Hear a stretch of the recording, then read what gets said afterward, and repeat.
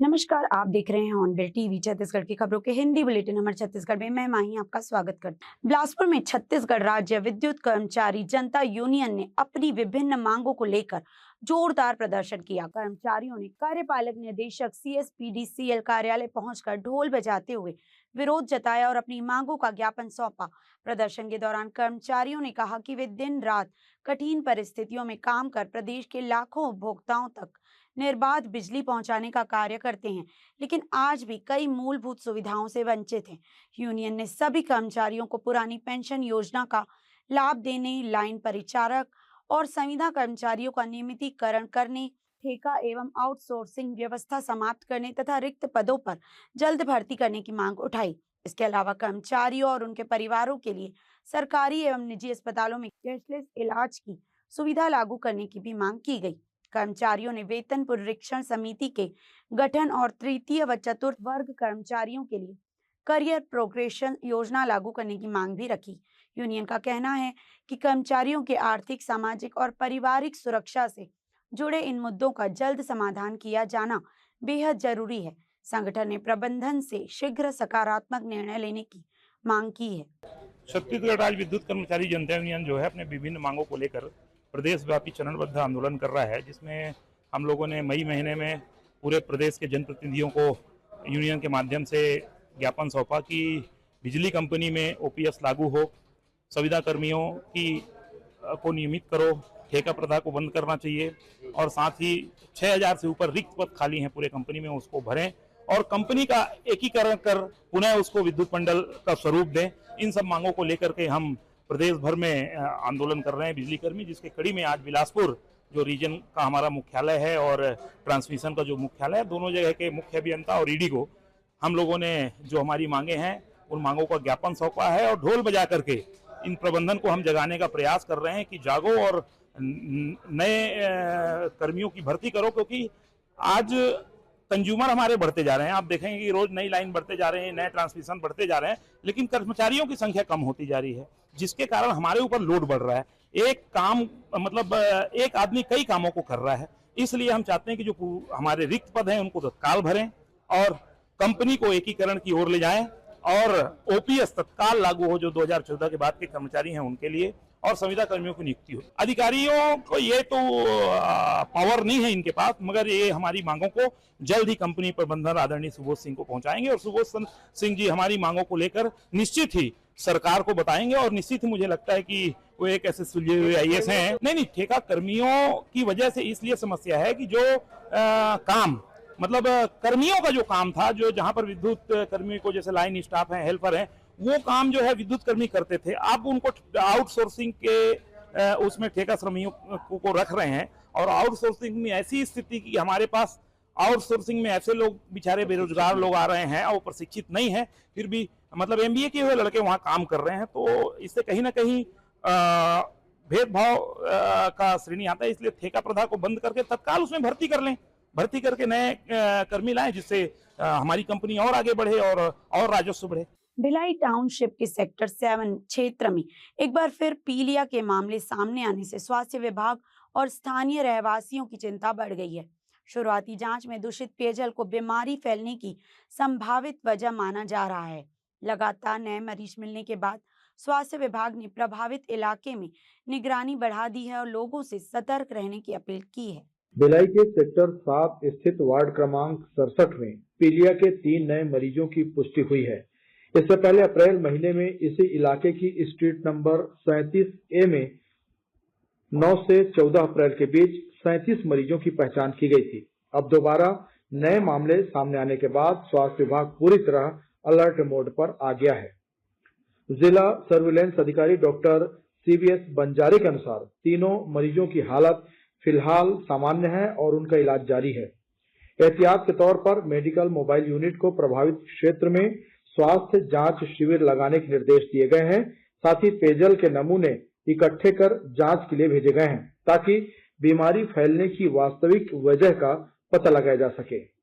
स्वास्थ्य विभाग की टीम प्रभावित क्षेत्र में घर घर जाकर सर्वे कर रही है और लोगों को पीलिया से बचाव के उपायों के बारे में जागरूक भी कर रही है। नागरिकों से अपील की गई है कि वे पानी को उबालकर और छानकर ही इस्तेमाल करें।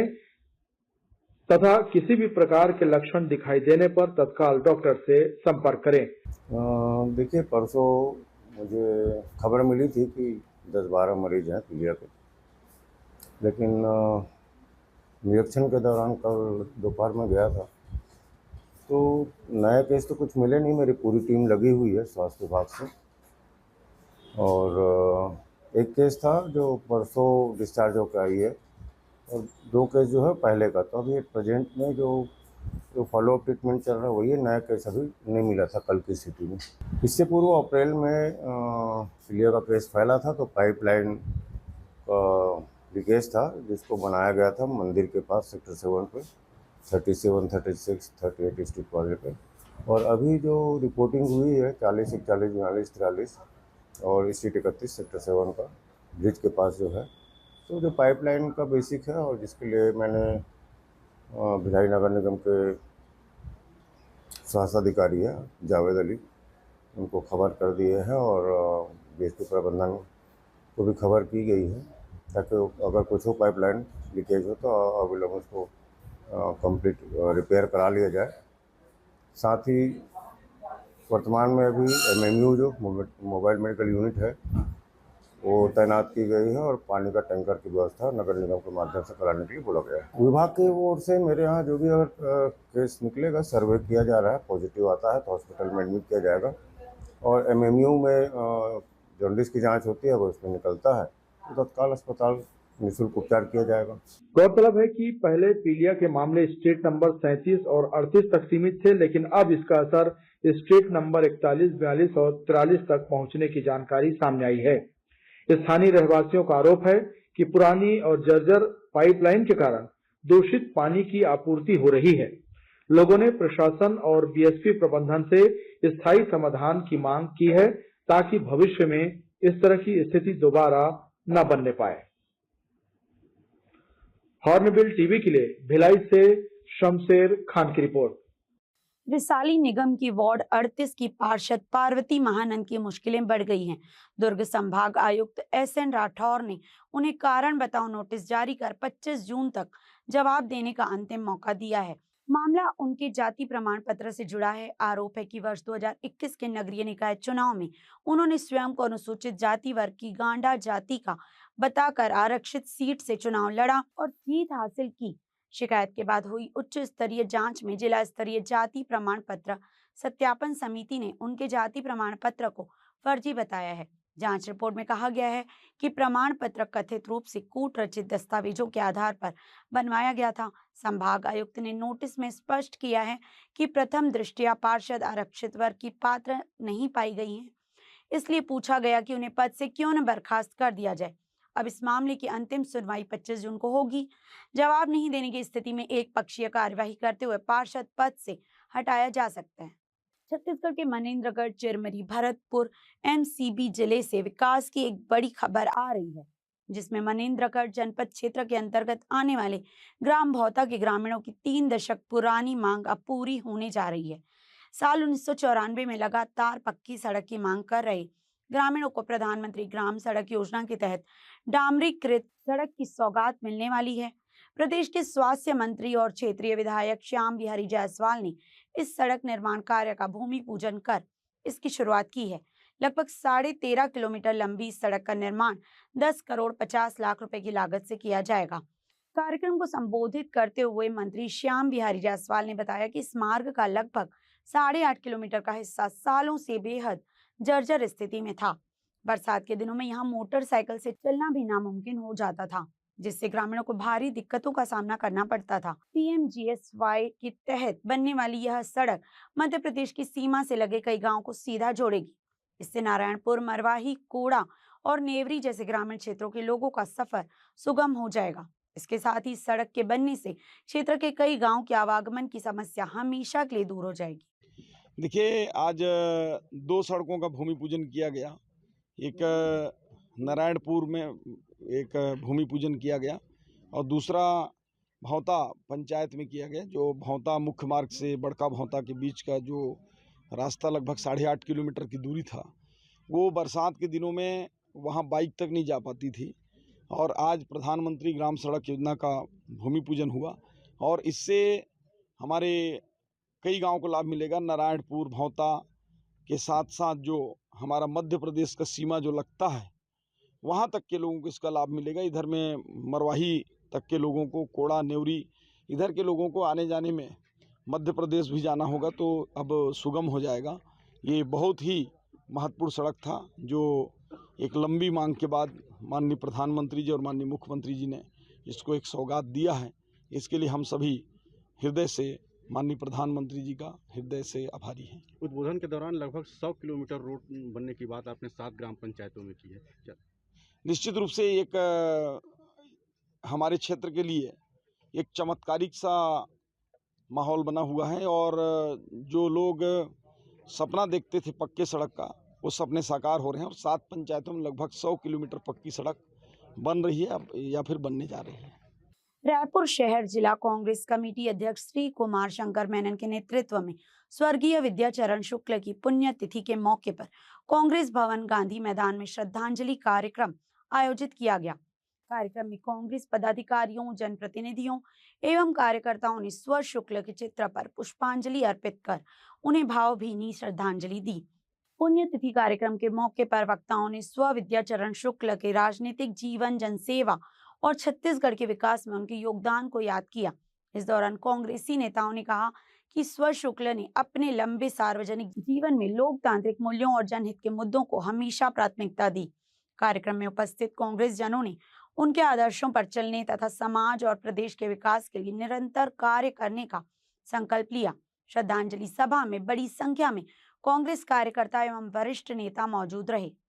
देखिए, विद्याचरण शुक्ल जी ऐसी महान शख्सियत थी जिन्होंने छत्तीसगढ़ का, रायपुर का, महासमुंद का 9 बार लोकसभा सांसद के रूप में प्रतिनिधित्व किया। वे नेहरू जी के कैबिनेट मिनिस्टर भी थे, उप राज्य मंत्री के तौर पे। वे इंदिरा जी के कैबिनेट में भी रहे, वो नरसिम्हा राव जी के कैबिनेट में भी रहे, वो भारतीय ओलंपिक संघ के अध्यक्ष थे, वो एशियाई खेल समिति के अध्यक्ष थे 84 के इसमें, वो छत्तीसगढ़ राज्य आंदोलन के संयोजक थे। और छत्तीसगढ़ के अंदर में चाहे वो सड़क परिवहन का मामला हो, सड़क मार्गों के विस्तार का मामला हो, भिलाई स्टील प्लांट के विस्तार का मामला हो, रेल के सुविधाओं के विस्तार का मामला, हवाई सुविधाओं के विस्तार का मामला हो, एयरपोर्ट निर्माण का मामला हो, सिंचाई सुविधाओं के मामले हो, तमाम ऐसे मामले, दूरसंचार के मामले, और याद करने वाले 7वें नंबर पर देश के अंदर में टीवी को रायपुर में लाने वाले अगर किसी के नाम याद की जाती तो विद्याचरण शुक्ल जी को याद किया जाता है। आज हम सब कांग्रेस जनों ने आज उनको श्रद्धांजलि अर्पित की है, उनको याद किया, उनके स्मरण सुनाए हैं। तमाम कांग्रेस के साथियों ने अपनी बातें रखी हैं और ये हम सब के लिए भी संकल्प का दिन है कि हम लोग उनके बताए मार्गों पर चले। उनके द्वारा जो संघर्ष का रास्ता चुना गया था वैसे संघर्ष के रास्ते में हम सब चल के आम लोगों की सुविधाओं के लिए, आम लोगों की जो एक आवश्यकता उसके लिए लड़े, यही बात का संकल्प हम सब ने लिया है।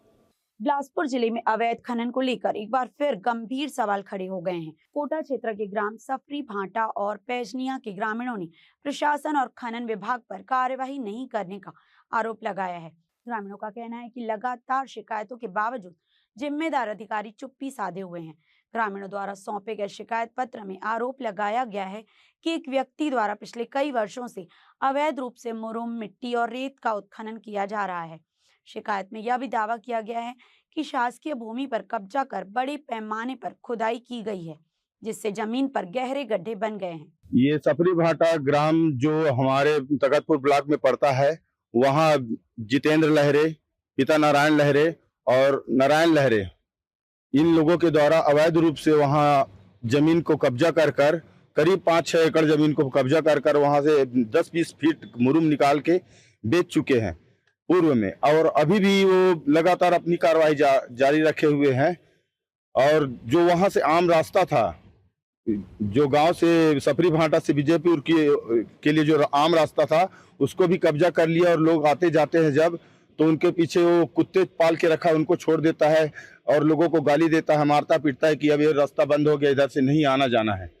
इसीलिए हम सभी ग्रामवासी यहाँ आज कलेक्टर महोदय के पास आए हैं और उन्हें यह सब ज्ञापन दिए कि कोई कार्यवाही उनके खिलाफ किया जाए। नदी के उस पर वाला गांव सफरी भाटा, वहाँ पर क्या है, बहुत दिनों से 10-15 साल से अवैध रूप से जो रेत उत्खनन वगैरह है, बहुत सारा मतलब 10 फीट 15 फीट गड्ढा खन चुके हैं।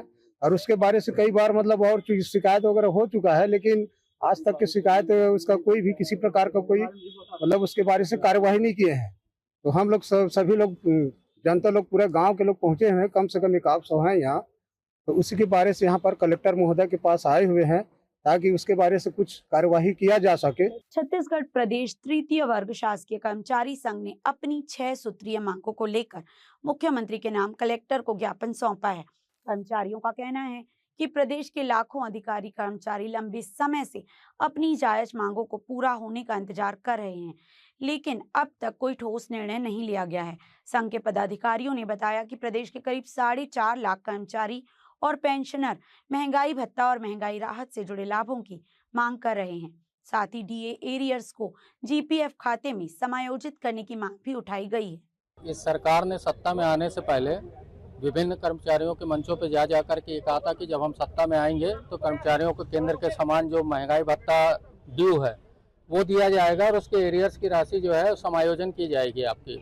लेकिन आज 2.5 वर्ष से ऊपर का समय व्यतीत हो गया है और घोषणा पत्र में भी इन्होंने अपने मोदी की गारंटी का नाम दे करके कहीं ना कहीं प्रधानमंत्री के नाम को भी खराब करने का काम किया है।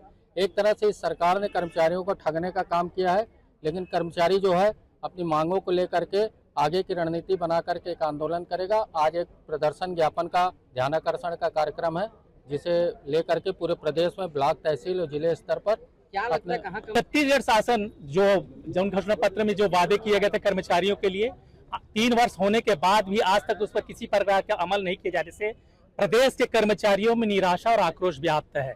6 सूत्री मांगे जिसमें केंद्र के समान महंगाई भत्ता, अनुकंपा नियुक्ति और संविदा कर्मचारियों को नियमितीकरण और क्या कहना चाहिए कैशलेस चिकित्सा सुविधा जो डिक्लेयर किया गया उसे अभी तक वाजिब ढंग से लागू नहीं किया गया। इन सभी मांगों को लेकर छत्तीसगढ़ प्रदेश तीव्र कर्मचारी संघ और उससे संबद्ध संगठन के द्वारा आज कलेक्टर के माध्यम से माननीय मुख्यमंत्री और मुख्य सचिव को ज्ञापन सौंपा जा रहा है। छत्तीसगढ़ में लगातार जंगलों की कटाई और बढ़ती पर्यावरणीय चुनौती को लेकर चिंता गहराती जा रही है। हसदेव अरण्य, तमनार, अंबिकापुर, रायगढ़ और बस्तर संभाग के कई क्षेत्रों में पेड़ों की कटाई को लेकर सवाल उठ रहे हैं। पर्यावरण प्रेमियों का कहना है कि इसका सीधा असर जलवायु, वन्यजीवों और आम लोगों की जीवन पर पड़ रहा है। इसी मुद्दे को लेकर बिलासपुर में पर्यावरण मंच और भारतीय मजदूर संघ ने जिला प्रशासन से पर्यावरण संरक्षण के लिए ठोस कदम उठाने की मांग की है। संगठन ने अरपा नदी में बढ़ते प्रदूषण, अवैध खनन, वायु प्रदूषण, प्लास्टिक कचरे, घटते जल स्तर, पेड़ों की कटाई और खुले में कचरा जलाने जैसी समस्याओं को गंभीर बताया है। पर्यावरण समस्या है, उसके लिए हम लोग 5 जून जो विश्व पर्यावरण दिवस मनाया जाता है, तो हम लोग उस दिन पर्यावरण दिवस नहीं मनाते, क्योंकि पर्यावरण के नाम पर उस दिन सरकारी संस्थाओं से बेतहाशा पौधे लगाते हैं और उसमें से 90% 80% पौधे मरते हैं। हमारे भारतीय मौसम के अनुकूल नहीं है ये। हमारी पर्यावरण दिवस हम लोग 28 अगस्त अमृता देवी बलिदान दिवस के दिन मनाते हैं। इस दिन का उपयोग हम लोग इसलिए करते हैं कि हम प्रत्येक जिला में, जिला मुख्यालय में उस जिला स्तर की जो पर्यावरण की समस्या है उसके संबंध में हम लोग ज्ञापन देते हैं और जो पर्यावरण का उल्लंघन का जो हो रहा है उसके लिए शासन प्रशासन को जागरूक करने का काम करते हैं। अभी हम लोगों ने पर्यावरण की रक्षा के लिए जो पर्यावरण का वायलेशन है, जो हमारी अरपा नदी है उसमें इंडस्ट्री का, शहर के सीवरेज का, गटर का पानी सीधा मिलता है, वो पानी को पीने से आदमी वो जहर से भी हालत में है। इतनी भरी गर्मी में पेड़ का सुरक्षा कैसे होगा, इन चीज़ों को लेकर के हम लोग आज ज्ञापन सौंपने आए हैं कि भाई पेड़ लगा रहे, बहुत अच्छी बात है, लेकिन पर्यावरण का वाकई में जो सुरक्षा होना चाहिए वो कहीं से भी नहीं हो रहा है। पर्यावरण विभाग के द्वारा भी जागृति लानी चाहिए और लगातार फैक्ट्रियों से जो धुआएं निकल रही है उस पर भी रोक लगाई जाए और जो गंदे पानी बह रहे हैं नदियों में, नालों में, उस पर रोक लगाई जाए, जिससे कि जो जानवर जो है वो नाले में या नदी के पानी को पीते हैं, जिसके कारण उन लोगों का मृत्यु हो रहा है, इस पर भी रोक लगाई जाए। पूर्व केंद्रीय मंत्री एवं वरिष्ठ कांग्रेस नेता स्वर्गीय विद्याचरण शुक्ल की शहादत दिवस पर बुधवार को कांग्रेस कार्यकर्ताओं ने ओशियन चौक स्थित उनकी प्रतिमा के रखरखाव को लेकर विरोध प्रदर्शन किया। कांग्रेस नेताओं और कार्यकर्ताओं ने प्रतिमा स्थल पहुंचकर श्रद्धांजलि अर्पित की, लेकिन प्रतिमा और आसपास की अव्यवस्थित स्थिति देखकर नाराजगी जताई। प्रदर्शनकारियों का कहना था कि प्रदेश के वरिष्ठ नेता विद्याचरण शुक्ल की प्रतिमा के संरक्षण और साफ सफाई पर प्रशासन द्वारा पर्याप्त ध्यान नहीं दिया जा रहा है। उन्होंने आरोप लगाया कि प्रतिमा स्थल पर नियमित रख रखाव नहीं होने से इसकी स्थिति खराब हो रही है, जो महान नेता के सम्मान के अनुरूप नहीं है। कांग्रेस कार्यकर्ताओं ने ओशियन चौक पर प्रदर्शन करते हुए प्रशासन से प्रतिमा की नियमित सफाई, रंग रोगन और परिसर के सौंदर्यीकरण की मांग की। लगातार नगर निगम में जो बैठे हैं भारतीय जनता पार्टी की निर्वाचित सभा, शहर के जो हमारे पार्टी के शहीद नेतागण हैं उनके चौक चौराहे के उनके मूर्तियों का उपेक्षा लगातार हो रहा है। उनका संसाधन का कोई व्यवस्था नहीं है। वहाँ रंग पेंट लाइटें बंद है, सफाई नहीं होती। जहाँ पर इनकी मूर्तियाँ हमारे नेताओं की लगी है वहाँ पर दारूखोरी होती है। कोई भी वहाँ पर व्यवस्था, वर्तमान जो नगर निगम है भारतीय जनता पार्टी की, वहाँ पर लगातार घोर उपेक्षा कर रही है। आप जाकर यहाँ पर निगम में जो व्हाइट हाउस के सामने विद्या भैया जी की मूर्ति लगी, वहाँ पर अभी जाके देख लीजिए कि कैसे उपेक्षा इनके लगातार ये कर रहे हैं। उसी के विरोध में हम सब आज यहाँ पर एकत्र हुए हैं। जिस प्रकार से मूर्तियों की उपेक्षा हो रही है, राख रखाव का अभाव है, असामाजिक तत्वों का अड्डा बन गया है, ये केवल कांग्रेस के नेताओं के साथ नहीं बल्कि भारतीय जनता पार्टी के नेताओं की जो मूर्तियां लगी उनके साथ भी हो रहा है। ये अक्षम्य अपराध है। अपने पूर्वजों की सम्मान की रक्षा न कर पाने के अपराध में शामिल है भारतीय जनता पार्टी के पदाधिकारी और मेयर और नगर निगम के अधिकारी। मुझे लगता है कि जितनी भी भर्त्सना की जाए कम है और ये व्यवस्था नहीं सुधरी तो नगर निगम में मेयर का घेराव करेंगे। रायपुर नगर निगम के द्वारा निरंतर जब से इनका सरकार नगर निगम और छत्तीसगढ़ सरकार में विष्णु जी का सरकार बना है, तब से शहीदों का, जिस प्रकार से अभी डॉक्टर साहब ने आपको बताया, जो है कोई भी पार्टी के रहे, शहीद तो शहीद होता है। जो शहीद इस देश के लिए बलिदान दिया है उन लोगों के नामकरण के चौक चौराहा पे किया गया है, मूर्ति स्थापित किया गया है और निरंतर उन लोगों का अपमान किया जा रहा है। उन्हीं का ही आज जो हमारा प्रदेश कांग्रेस कमेटी के अध्यक्ष के द्वारा निर्देश के माध्यम से और शहर जिला कांग्रेस कमेटी के माध्यम से विरोध प्रदर्शन किया जा रहा है।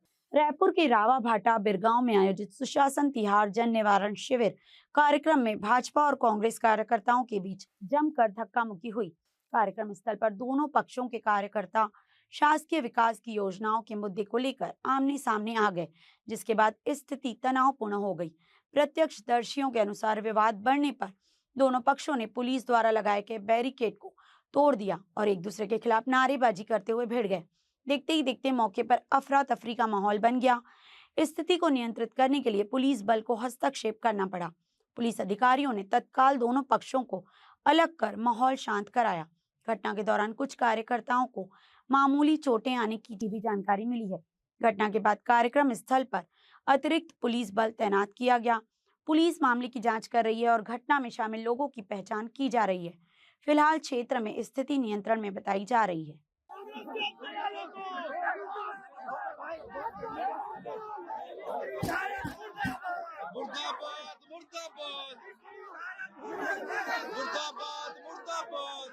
राजधानी रायपुर में गैस एजेंसी के मैनेजर से 10 लाख रुपए की लूट के मामले में रायपुर पुलिस कमिश्नरेट को बड़ी सफलता मिली है। उत्तर प्रदेश से 2 लुटेरों को गिरफ्तार किया है और उनके पास से 7 लाख रुपए जब्त किए गए हैं। पूरा मामला डीडी नगर थाना क्षेत्र का है। घटना स्थल और उसके आसपास लगे सीसीटीवी कैमरों की फुटेज पुलिस के हाथ लगी। फुटेज में संदिग्ध गतिविधियां कैद हुई।